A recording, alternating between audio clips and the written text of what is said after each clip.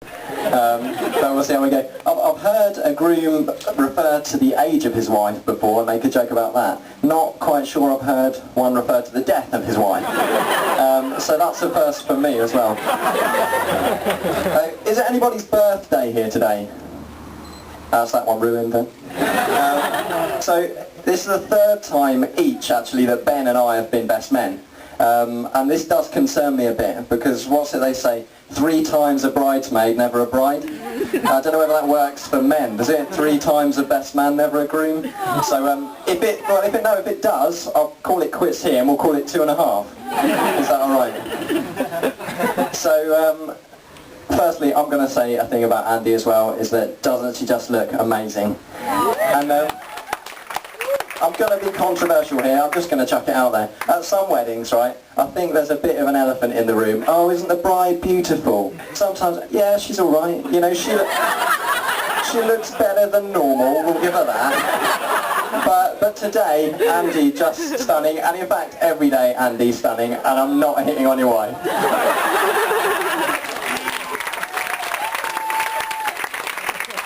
Okay, so who am I, right? I'm actually going to let Sam say a few words that I've got here to introduce me. And Sam, you wrote this on Facebook in 2009, okay?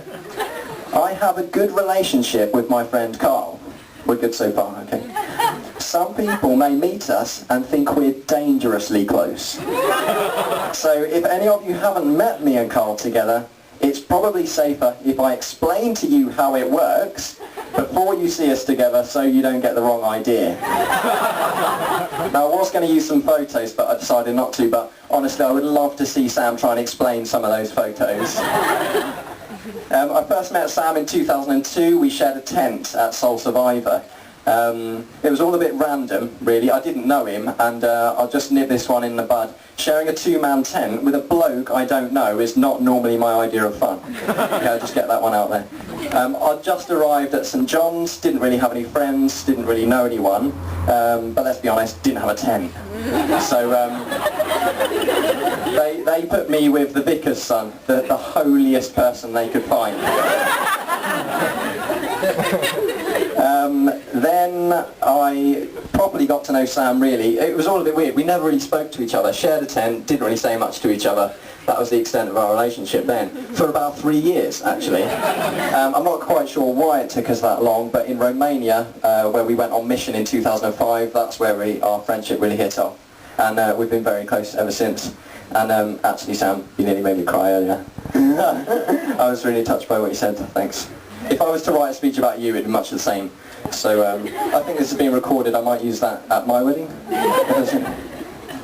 I'm told that you're not supposed to talk about past relationships, ex-girlfriends, you know, significant relationships, that kind of thing. I'm going to break the mould. I'm going to do that. I'm going to do that right now. That's that done. One of the fondest memories I've got of Sam is fond for a bizarre reason, and it was the day that he wrote off Little Mummy's lovely car. Now, Sam phoned me, an emotional phone call from the scene. He was stood there, basically on a roundabout, with his car, and to quote him, it was smashed up, in a load of road signs, and Sam was recounting this to me, quite upset, when he was cut short by yeah, a trucker thought it would be funny to sound his novelty horn at Sam. Sam didn't think it was funny. I had a little chuckle, but I didn't let on at the time. That's a fond memory for me because in his moment of grief, Sam called me. I was able to go out and help him, bring him home, and let's be honest, take some really embarrassing photos. In his own recollection of the story, again on Facebook, well, Sam was given a police caution and he had to do a driver improvement course. Sam's own words, I wanted to do one anyway, so the joke's on them.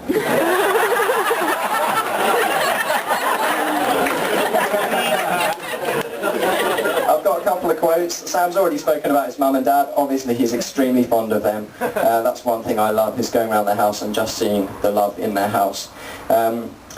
I slightly contradict something you said in your speech, Sam, but I'll say, my mum is the smallest person in the world not to be classed as either a midget or a dwarf.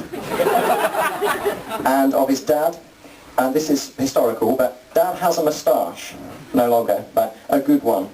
Oh, and he hasn't stopped working for God since the day I first remember him. I proudly declare you as my hero, Daddy.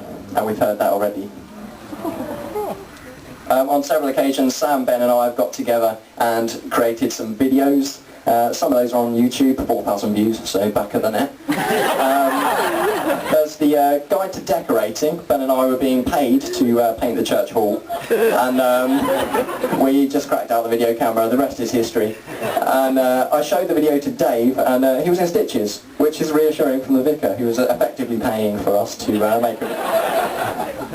Many times I've actually been reduced to tears of laughter with these two, and I've got great memories. Even if we lost all the footage, I wouldn't care. It's just been amazing.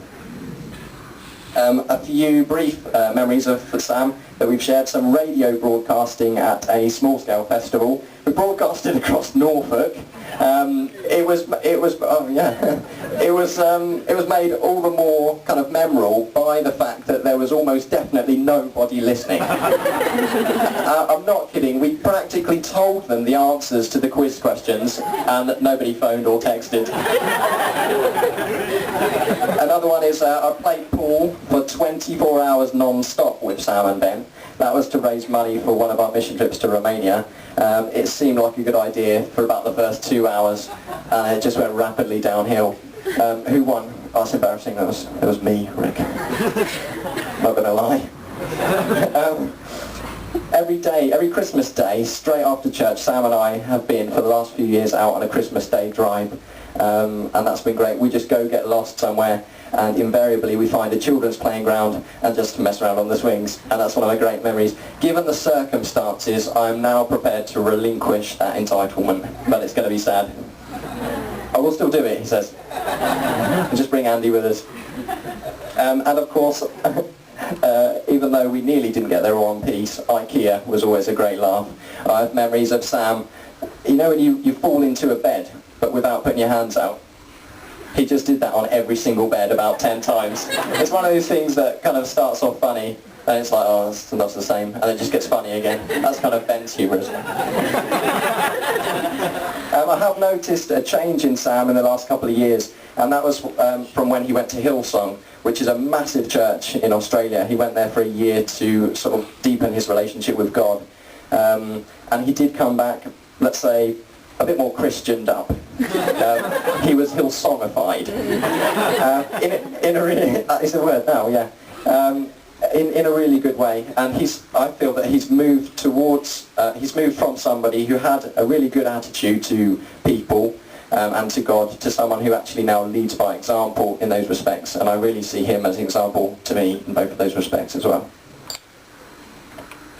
They've always been my favourite couple, and I've always confided and cherished the wisdom of both of them, and there's been times when I've spoken to Andy, times when I've spoken to Sam, and that's been really important to me.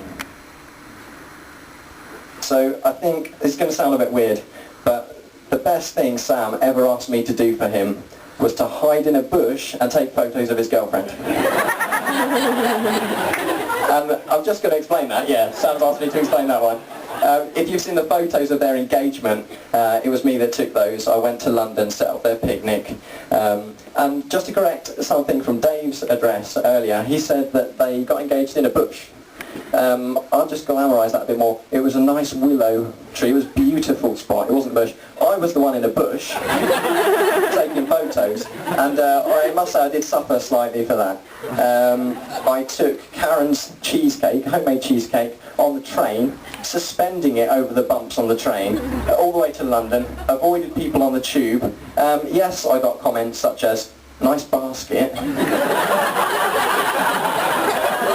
which had pink ribbons on it. And this is one of my favourites. On the tube later, a lady said to me, oh, isn't it nice? And in front of nobody talks on the tube. What was she thinking? A packed tube next to me, she goes, oh, what's the basket? It's a bit personal, if I'm honest. But I told her, I explained, everyone's listening. She then goes, oh, doesn't it make you feel all good? I said, yeah, it makes me feel all single at the time, just to caveat that. And she goes, oh, you never know. You might meet the woman of your dreams at Liverpool Street, or man, don't want to make any assumptions. Just because I've got a basket, I've just told her what the basket is. But honestly, that was an amazing honour, and I was so pleased to help you with that, even if the photos are a bit lame. So I can't not mention the stag do. Personal highlight was seeing Sam in a full-body rabbit outfit, gloves, shoes, everything, playing rounders. And Sam's always been good at sport, and I thought, if there's one day I'm going to be better than him at sport, it's when he's dressed as a rabbit. He still managed to get a rounder, and he also, incredibly, and this is for the 21 guys that were there, it just is a moment we'll always remember, he took the final catch to end the match dressed as a rabbit. And it was just amazing. Men. I also just have to pay quick tribute to Steve Norday, because we each had a challenge on the day.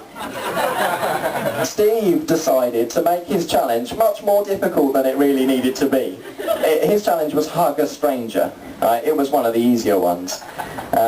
Dave Balding ate a tea bag. Really.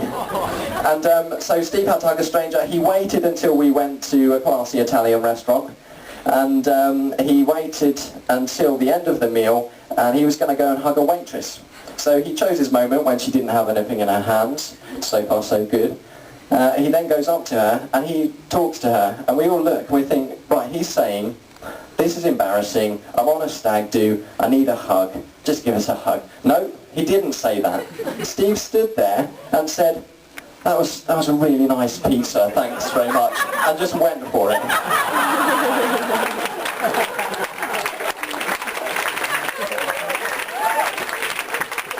He went with one arm, waited for her to respond. She didn't respond, so he went with the other arm as well. And it was the most awkward one-way hug any of us have ever seen. So well done, Steve. So I'm honoured, I'm really honoured to be standing here today for this amazing couple. And it's clear to anybody that knows these two how strong their hearts are for God and for people. And I know those are the two foundations in their relationship as a couple and individually. I'd like to encourage you to sign the guest book if you haven't done that already, because it's the only wedding guest book, hopefully, they're ever going to have. So please do sign that and make that memorable for them. Well, today's... If Andy doesn't die first, okay, but it should still be the only... That doesn't really make sense, Rick. And then this is why you're not here.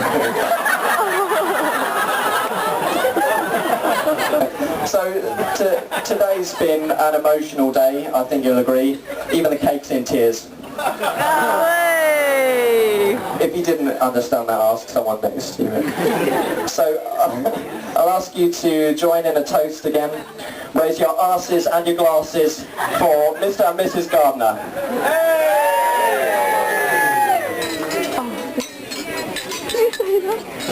Now handing you over to Mr. Benjamin Gardner. Let's hear it for him.